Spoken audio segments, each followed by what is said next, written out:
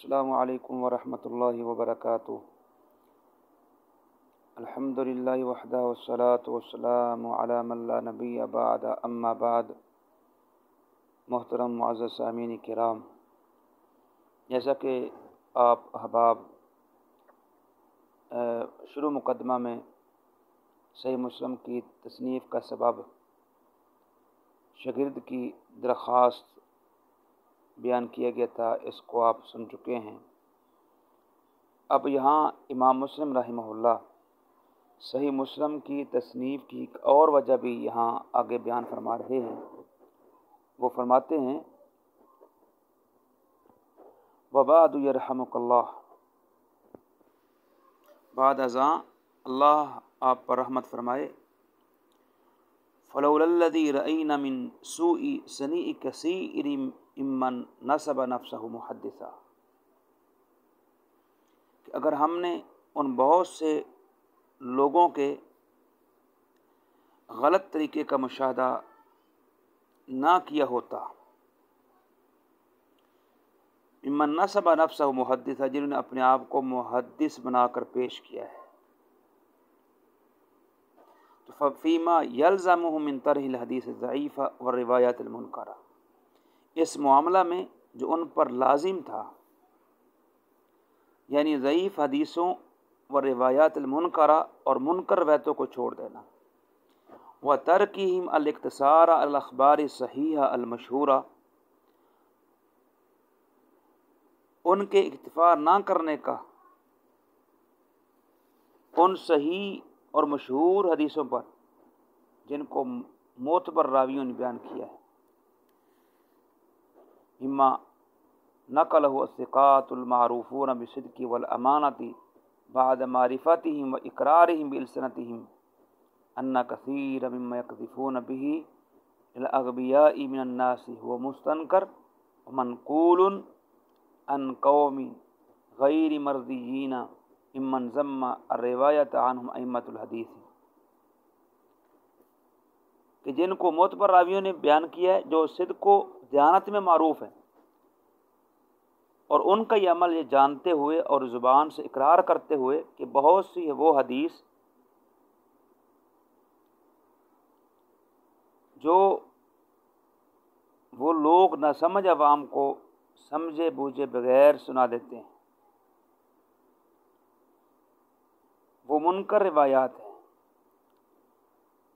اور ایسے ناپسندیدہ راویوں سے مروی ہیں جن سے روایت کرنے کی بڑے بڑے ائمہ کرام نے مذمت کی ہے، مثلا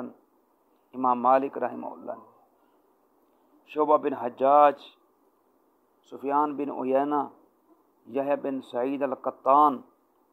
عبد الرحمن بن مہدی وغیرہ ائمہ حدیث نے ان کی مذمت بیان کی۔ اگر یہ غلط باتیں ہمارے مشاہدے میں نہ آتی تو کہتے ہیں لما سہول علینا الانتساب، تو ہمارے لیے اس کام کے تیار ہونا آسان نہ ہوتا۔ لما سألت من تمییز و تحصیل، جس کی آپ نے درخواست کی، یعنی صحیح اور ضعیف روایتوں میں امتیاز کرنا اور صحیح روایتوں کو جمع کرنے کی، ولیکن من اجل ما اعلمناک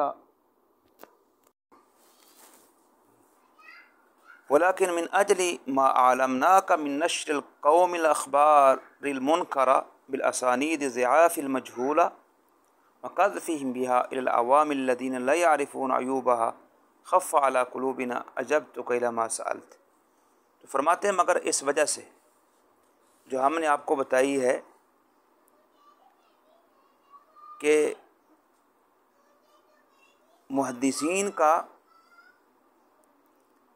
ان منکر روایتوں کو جو ضعیف اور مجہول سندوں سے مروی ہے ان کو نشر کرنا، وقذفہم بہا الی العوام الذین، اور ان لوگوں کا ان حدیثوں کو ایسے عوام تک پہنچانا لا یعرفون عیوبہا، جو ان روایتوں کی خرابیوں سے عیوب سے واقف نہیں ہیں، خف علی قلوبنا، تو اس صورت حال کی وجہ سے ہمارے دل پر آپ کی درخواست قبول کرنے کا بوجھ ہلکا ہو گیا۔ تو یہاں امام صاحب رحمہ اللہ اپنے شاگرد رشید ابو اسحاق ابراہیم کو مخاطب کرتے ہوئے فرماتے ہیں کہ تمہارا یہ مطالبہ کرنا کہ میں صحیح حدیث کو جمع کروں یہ مشکل کام تھا، مگر جب ہم نے یہ بات دیکھی کہ لوگ منکر ضعیف روایتوں کو باوجود کہ وہ اقرار بھی کرتے ہیں کہ جن کو امام مالک، شعبہ، سفیان جیسے محدثین نے منع بھی کیا ہے، ان کی مذمت بھی کی ہے، وہ بھی ان روایتوں کو ان عوام کے سامنے بیان کرتے ہیں جو صحیح اور ضعیف روایتوں میں تمیز نہیں کر سکتے۔ تو ان حالات کا مشاہدہ کرتے ہوئے میں نے اس کتاب کو لکھنے کا فیصلہ کیا ہے۔ یعنی امام صاحب نے اس پیرے کے اندر اپنی کتاب کو لکھنے کا ایک اور سبب بھی یہاں واضح فرما دیا ہے کہ جب دیکھا کہ ایسے لوگوں کو جن پر محدث کا لیبل لگا ہوا ہے کہ وہ غلط روش پر چل رہے ہیں، جان بوجھ کر ضعیف منکر روایتیں بیان کر رہے ہیں، تو حالانکہ ان منکر روایتوں کی محدثین کرام امام مالک، شعبہ، سفیان جیسے لوگوں نے مذمت بھی کی ہے، مگر وہ تمام فنی پابندیوں کو پھلانگ کر اپنی شہرت، اپنی ناموری کے لیے ایسے کام کر رہے تھے۔ تو ہم نے پھر سمجھا کہ صحیح حدیث کا کیا کیا جائے، انتخاب کیا جائے اور اس خدمت کو انجام دیا جائے۔ یہاں امام صاحب نے اس بات کو واضح فرما دیا ہے۔ پھر آگے وہ انہوں نے فرمایا کہ صحیح روایات کو ہی بیان کرنا چاہیے، متہم اور جو انتہائی متروک راوی ہیں ان کی روایتیں بیان کرنا جائز نہیں۔ امام صاحب نے تفصیل کے ساتھ اس بات کو نقل فرمایا ہے۔ وہ کہتے ہیں وَعَلَمْ وفقك اللہ تعالی ان الواجب على كل احد عرف التمیز بین الصحیح الروایات فسقیمیہ۔ اس بات کو آپ خوب جان لیں، اللہ تعالیٰ آپ کو توفیق عطا فرمائے کہ ہر ایک پر واجب ہے، ضروری ہے کہ جو صحیح اور ضعیف روایتوں کے درمیان امداد کر سکتا ہے، وثقات الناقلین لها من المتہمین، اور حدیث کے ثقہ راویوں کو متہم راویوں سے ممتاز کر سکتا ہے، اللہ یروی منہا الا ما عرف صحت مخارجہا،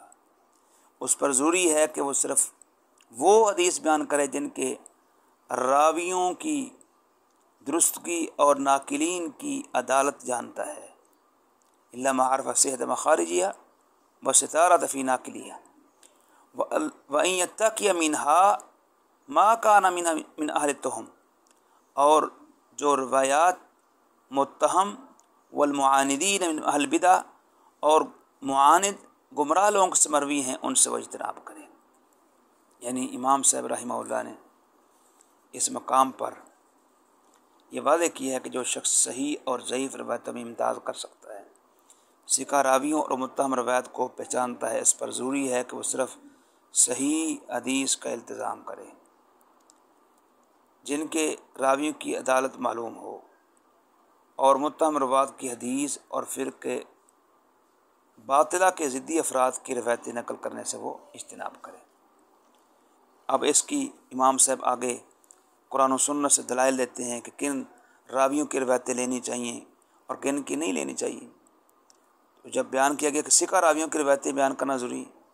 اور جو منکر ہیں، جو ضعیف ہیں، ان کی روایتیں بیان نہیں کرنی چاہیے، اس پہ پھر وہ آگے دلائل نقل فرما رہے ہیں۔ امام صاحب فرماتے ہیں والدلیل علی ان الذی قلنا من ھذا هو اللازم، اور اس بات کی دلیل جو ہم نے بیان کی ہے وہ لازم ہے، ودون ما خالفہ قول اللہ، اس کا خلاف کرنا جائز نہیں ہے۔ اللہ تعالیٰ کا فرمان ہے تبارک و تعالی یا ایھا الذین آمنوا ان جاءکم فاسق بنبأ فتبینوا ان تصیبوا قوما بجہالہ فتصبحوا علی ما فعلتم نادمین۔ اے ایمان والو، اگر کوئی فاسق و فاجر تمہارے پاس کوئی خبر لاتا ہے تو خوب تحقیق کر لیا کرو، کہیں ایسا نہ ہو کسی قوم کو نادانی میں کوئی نقصان پہنچا دو، اپنے کیے پر پچھتاؤ۔ اللہ تعالیٰ کا یہ بھی ارشاد ہے، اللہ کریم فرماتے ہیں ممن ترضون من الشہداء، ایسے گواہوں میں سے جن کو تم صدق کرتے ہو ان کو منتخب کرو۔ اس طرح فرمایا وَأَشْهِدُوا ذَوِي عَدْلٍ مِنْكُمْ، اور اپنے میں سے دو معتبر اور عدل والے آدمیوں کو گواہ بناؤ۔ شیخ فرماتے ہیں، امام سے فرماتے ہیں فَدَلَّ بِمَا ذَكَرْنَا مِنْ هَذِهِ الْآيَةِ کہ یہ آیات اس بات پہ دلالت کرتی ہیں ان الخبر الفاسق ساقط غیر مقبول، کہ فاسق کی خبر ناقابل اعتبار ہے، مقبول نہیں ہے۔ ورنہ شہادت غیر العدل مردودہ، اور غیر عادل غیر ثقہ راوی کی یا آدمی کی گواہی بھی مردود ہے۔ یعنی اس جگہ امام صاحب رحمہ اللہ نے یہ واضح فرما دیا ہے کہ جو اس قسم کے راوی ہیں، فاسق و فاجر راوی ہیں، اور جو فسق و فجور میں متصف ہیں، ان کی روایات غیر معتبر ہیں، جن کے اندر عدالت نہیں ہے، ان کی گواہی مردود ہے، لہذا ان کی روایات بیان کرنا بھی جائز نہیں ہے۔ یہاں مذکورہ والا جو دلیل امام صاحب نے نقل کی ہے، اس میں شبہ کیا جا سکتا ہے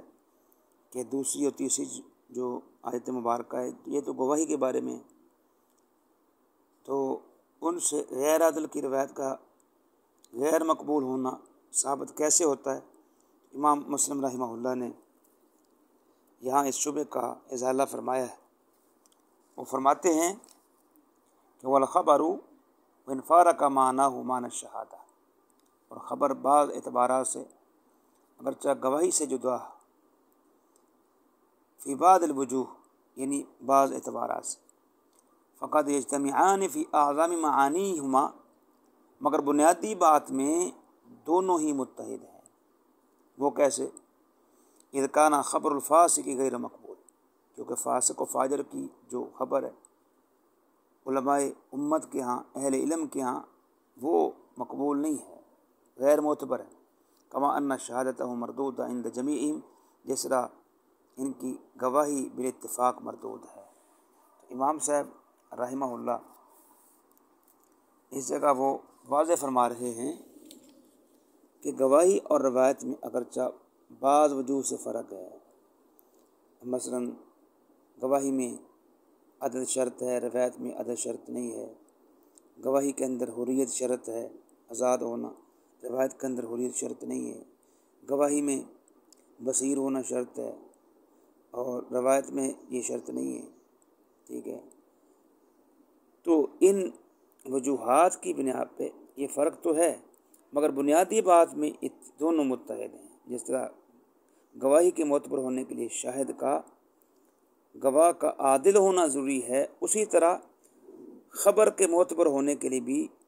مخبر ناقل حدیث راوی کا عادل ہونا ضروری ہے۔ اس لیے علماء کے نزدیک جس طرح فاسق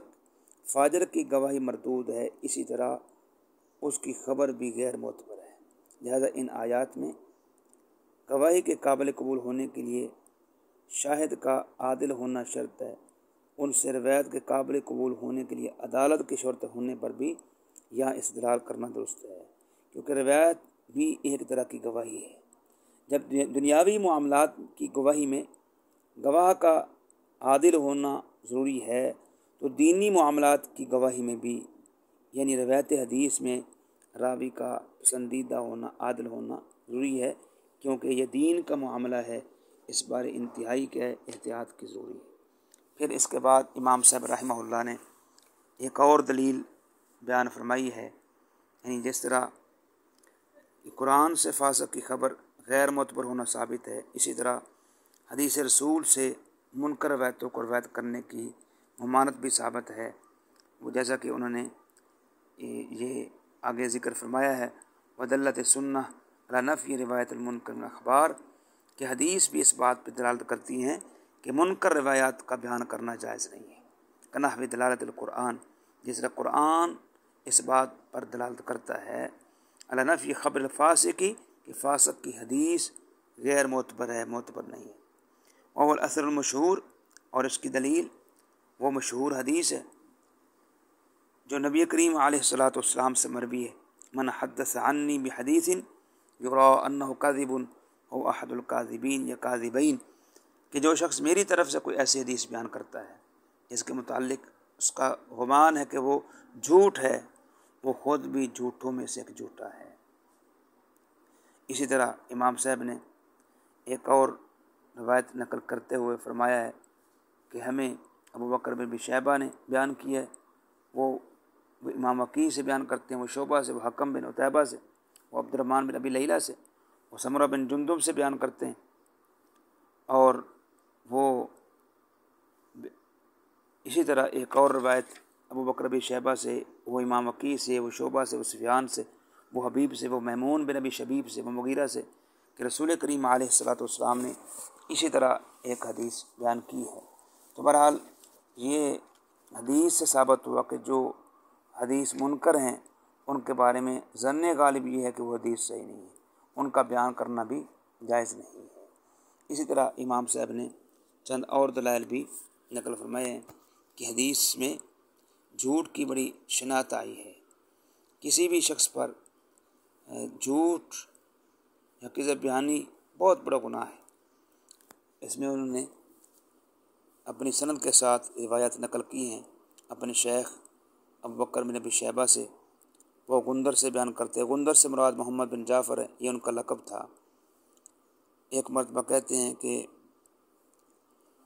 محدث جلیل امام ابن جریج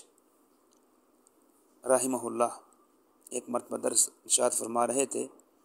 تو امام محمد بن جعفر ان سے اصرار کرنے لگ گئے، آوزاری کرنے لگ گئے، تو انہوں نے کہا اس کو یا غندر، اے غندر خاموش ہو جاؤ،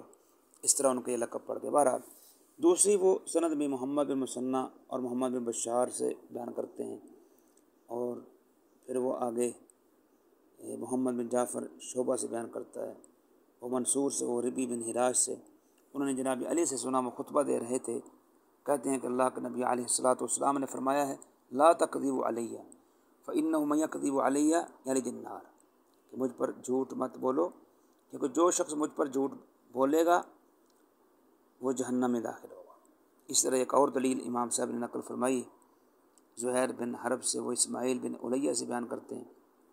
علیہ اسماعیل کی والدہ ہے، اسماعیل کے والد کا نام ابراہیم تھا۔ اسماعیل والدہ کی طرف نسبت کے ساتھ مشہور ہو گئے تھے، مگر وہ نسبت پسند نہیں کرتے تھے، لیکن امام مسلم ہر جگہ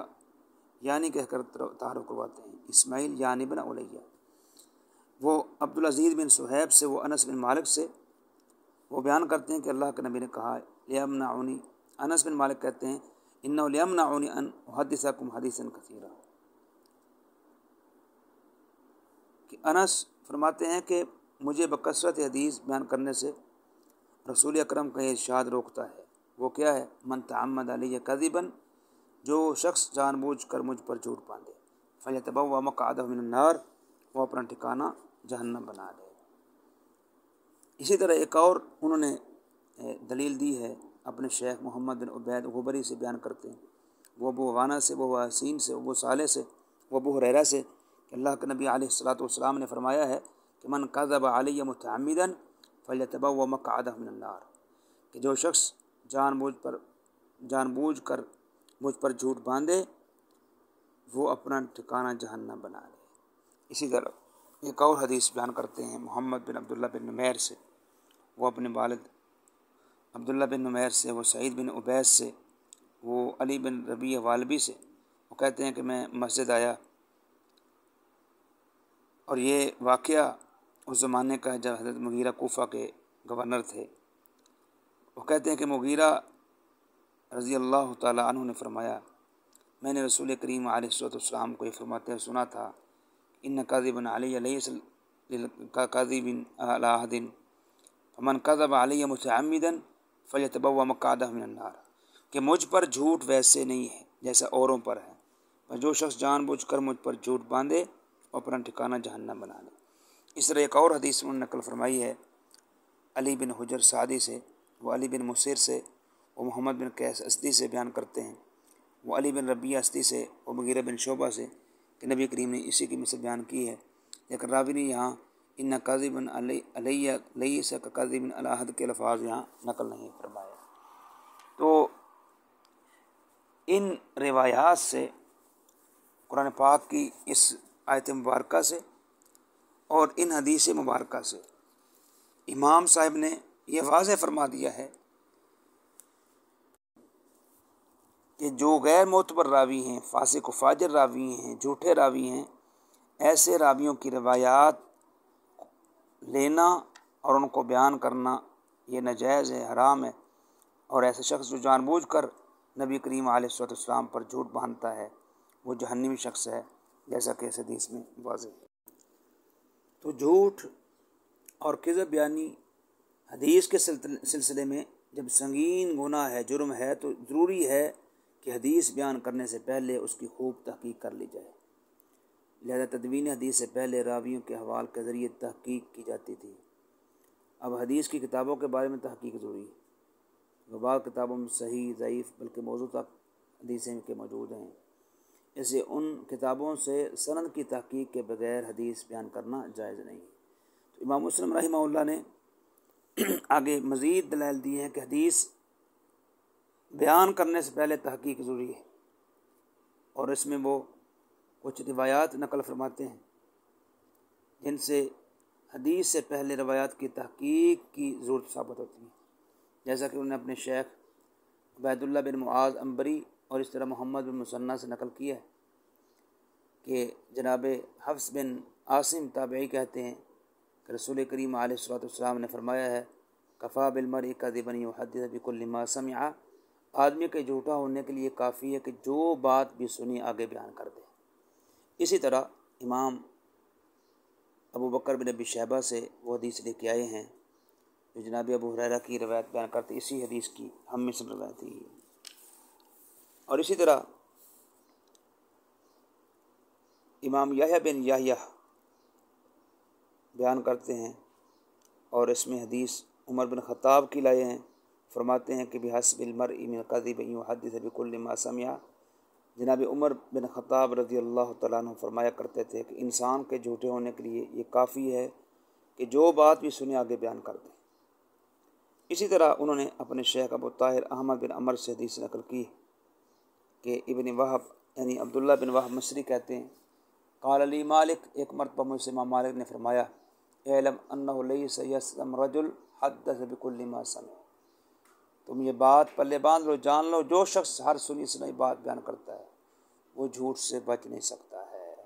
ولا یکون اماما ابدا، وہ کبھی پیشوا نہیں بن سکتا ہے، اور وہ یحدث بکل ما سمع، یعنی جو ہر سنی سنائی بات آگے بیان کر دیتا ہے۔ اسی طرح انہوں نے پھر اپنے شیخ محمد بن مثنیٰ سے عبداللہ بن مسعود کا یہ قول بیان کیا ہے، بحسب المرء من الکذب ان یحدث بکل ما سمع، کہ آدمی کے جھوٹے ہونے کے لیے یہی کافی ہے کہ ہر سنی سنائی بات بیان کر دے۔ اسی طرح انہوں نے اپنے شیخ محمد بن مثنیٰ کے حوالے سے امام عبد الرحمن بن مہدی کا قول نقل کیا ہے، لیکون الرجل اماما یقتدی بہ، کہ آدمی کبھی وہ امام نہیں بن سکتا کہ جس کی پیروی کی جائے، حتیٰ یمسک عن بعض ما سمع، حتیٰ کہ وہ بعض سنی ہوئی حدیثوں کو بیان کرنے سے رک جائے۔ تو بہرحال ان حدیث اور آثار سے امام رحمہ اللہ واضح کر رہے ہیں جن کا خلاصہ یہ ہے کہ ہر سنی ہوئی بات صحیح نہیں ہوتی، اس کے عموم میں حدیثیں بھی داخل ہیں۔ تدوین حدیث سے پہلے رجال سے سنی ہوئی ہر حدیث کا صحیح ہونا ضروری نہیں تھا، اس لیے غور و فکر اور تحقیق کرنے کا مشورہ دیا گیا۔ اب یہی مشورہ حدیث کی کتابوں کے بارے میں دیا جائے گا، کیونکہ کتابوں میں لکھی ہوئی ہر حدیث کا صحیح ہونا ضروری نہیں ہے، سوائے ان حدیثوں کے جن اماموں نے اس میں صحت کا التزام کیا ہے، جیسا کہ بخاری ہے، مسلم ہے۔ باقی کتب حدیث میں حدیث کی سند کو دیکھیں گے، پرکھیں گے، اور اس کے بعد پھر حکم لگا کے آگے اس کو بیان فرمائیں گے۔ بغیر تحقیق کی حدیثیں بیان کرنا آدمی کو رسوا کر دیتا ہے، ایسے محدث پہ لوگوں کا اعتماد اٹھ جاتا ہے اور لوگ اس کی حدیثوں کی تکذیب کرنے لگتے ہیں۔ تو یہاں انہوں نے امام صاحب نے بصرہ کے قاضی تابعی ایاس بن معاویہ بن قرہ، جن کی ذکاوت اور فصیرت، بصیرت، فصاحت، بلاغت ضرب المثل تھی، اپنے ایک شاگرد کو یہی بات وہ سمجھاتے ہیں۔ امام صاحب نے یہاں نقل کیا ہے کہ سألنی ایاس بن معاویہ فقال انی اراک قد کلفت بعلم القرآن فاقرأ علی سورة وفسر حتى انظر فيما علمت. کہ سفیان بن حسین کہتے ہیں کہ مجھ سے ایاس نے کہا کہ میں علم تفسیر کے ساتھ تمہاری دلچسپی دیکھ رہا ہوں، لہذا تم میرے سامنے کچھ صورت پڑھ کر اس کی تفسیر بیان کرو تاکہ میں دیکھوں کہ تم نے کیا پڑھا ہے. تو کہتے ہیں ٹھیک ہے. سفیان کہتے ہیں میں نے حکم کی تعمیل کی اور انہوں نے کہا کہ احفظ علی ما اقول لک، جو میں تم سے بات کہوں اس کو میرے سے خوب حفظ کر لو، یاد کر لو. کیا کہا کہ ایاک والشناع فی الحدیث، کہ حدیث رسول میں حدیث بیان کرنے سے، یعنی حدیث میں جو شناعت ہے، اناپ شناپ ہے، اس سے بچو. انہ کلمہ حملہ احد، کیونکہ عام طور پر یہی دیکھنے میں آتا ہے کہ جو شخص ایسا کرتا ہے الا ذل فی نفسی، وہ خود ہی رسوا ہو جاتا ہے. خود ہی فی حدیث ہی، اور حدیث کے بارے میں اس کی تکذیب کی جاتی ہے. اس طرح ہر شخص کے سامنے ہر حدیث بیان نہ کی جائے، یہ بھی ٹھیک نہیں ہے. اس حوالے سے انہوں نے عبداللہ بن مسعود کی حدیث نقل کی ہے، ما انت بمحدث قوما حدیثا لا تبلغه عقولهم الا كان بعض فتنہ. عبداللہ بن مسعود فرمایا کرتے تھے کہ تم جب بھی کسی قوم کے سامنے کوئی ایسی حدیث بیان کرو گے جو ان کی عقل کی رسائی سے باہر ہو تو وہ کچھ لوگوں کے لیے فتنہ بن جائے گی. اس میں انہوں نے یہ واضح کر دیا ہے کہ ہر صحیح حدیث بھی ہر شخص کے سامنے بیان نہیں کرنی چاہیے، بلکہ لوگوں کی استعداد ملحوظ رکھنی چاہیے، ورنہ فتنہ پیدا ہو سکتا ہے. مثلا احکام کی وہ حدیث جن کے مفہوم میں اختلاف ہے تو ان کو آپ اسی طرح بیان کریں گے تو فتنے کا اندیشہ ہو سکتا ہے. اس طرح مشاجرات صحابہ کے بارے میں حدیثیں، ان کو بیان کرنا فتنے کا باعث ہے. جیسا کہ آج کل بعض جاہل لوگ وہ مشاجرات صحابہ کے متعلق وہ کھلے عام حدیثیں بیان کرتے ہیں جس میں فتنہ پیدا ہو جاتا ہے اور لوگ اس بہت سارے فتنے کا شکار ہوتے ہیں. جیسا کہ جیلم کا ایک گمراہ شخص ہے، وہ مشاجرات صحابہ کے بارے میں حدیثیں بیان کرتا ہے اور جس سے گمراہی پھیل گئی، لوگ اس کے دام تزویر میں پھنس گئے. تو لہٰذا ہر شخص کے سامنے ہر حدیث بیان نہ کی جائے، جس طرح کہ یہاں امام صاحب نے یہ اسلوب بیان کیا ہے.